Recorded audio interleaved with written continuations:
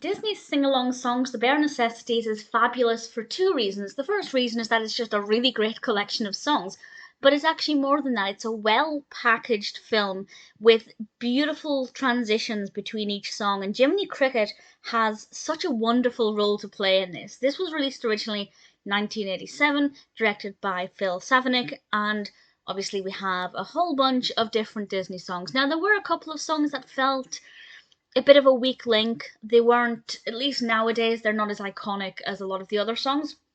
And I'll go through the songs in a moment.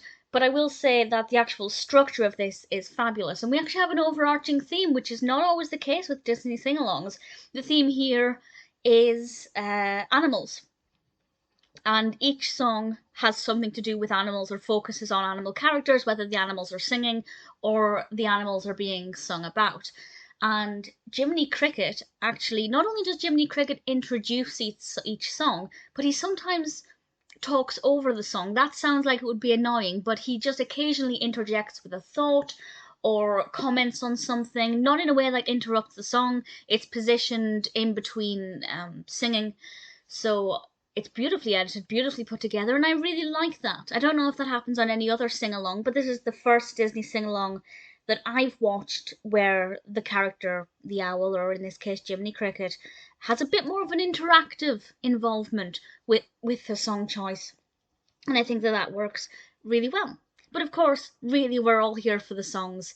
And for the most part, it's animation. There was one, if I remember, one live action bit, and that live action bit was Old Yeller from Old Yeller, and of course that's a song where the animal is being sung about. Old Yeller doesn't do the singing.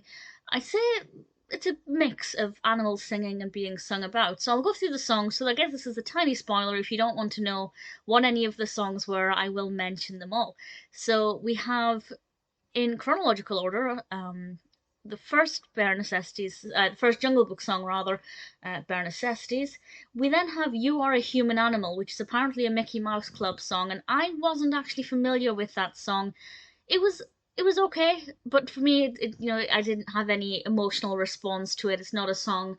I don't believe I've ever heard the song before, so I'd be quite keen to explore it and see where else I can watch it. But that's, I think, the first song that or the only song that I was unaware of. We then have Cinderella Work Song, which I love. It's sung by the mice, and it's just such a gorgeous song. Not the easiest to sing along to, actually. The lyrics are quite quick. They're not quite a tongue twister, but I do feel like compared to some of the songs, if you're not familiar with it, or if you're, very young and you can't keep up with reading the lyrics, it's one of the more complicated, but not in a bad way. We also have Figaro and Cleo, which I love because I love Figaro, but it is a weak song compared to the rest of them. But then we go into what I consider to be one of the best theme songs ever, and this is Winnie the Pooh. And it's just such a glorious song. It's so uplifting. It's beautiful to watch as well, and it's obviously one that I think is very easy for young children to follow along with, to sing along to, compared to, say, the Cinderella Work Song, and it just always, always puts a smile on my face. We then have the second Jungle Book song, I Wanna Be Like You, which is tremendous fun, and Look Out for Mr Stork from Dumbo, and then we have, much to my delight, Everybody Wants to Be a Cat from the Aristocats. I feel like the Aristocats, maybe not so much in the 80s, but nowadays is often overlooked in favour of pretty much any other cartoon, any other Disney film. I think maybe the Aristocats and Fox and the Hound are the two from my childhood, and Oliver and Company. Those three films were three of my childhood favourite films, and they so often get overlooked, and I just think they're golden, and I was really happy to have Everybody Wants to Be a Cat in here. And then we end with one of the most uplifting songs in terms of the rhythm, and that's the Ugly Bug Ball from Summer Magic. I don't know if it's maybe one of the best in terms of the lyrics. I mean, it's quite sweet, but in terms of the music, I think it's an absolute delight. Brilliant package of songs. I love the fact that we have this running theme of animals and the animal kingdom, and also quite a variety there.